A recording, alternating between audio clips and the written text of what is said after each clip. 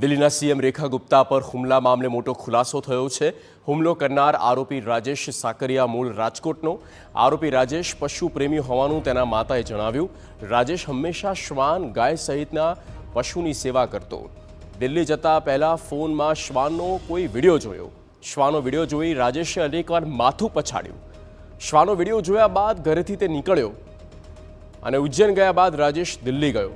ફોનમાં જણાવ્યું હતું કે શ્વાન માટે દિલ્હી જઉં છું તેવું આરોપીના માતાએ કહ્યું। ઈ ઉજ્જૈન ગયો છે, ઉજ્જૈન આઈથી ઘરેથી ગયો અને રિક્ષા હલાવે છે। હા, અને પછી કે હું દિલ્હી જાઉં છું, એના પપ્પા કે શું દિલ્હી કેદી આવીશ તું? તો કે હું દિલ્હી છું કૂતરા માટે ગયો છું, બીજું કાંઈ શબ્દ ન બોલ્યું। કૂતરાનું જ છે એને, કૂતરા ગાયનું એવું બધું ચકલાન સૈનનું એ જ કામ કરે। ગાયની કુંડિયું ધોઈને પાણી પાય, લીલું નાખે,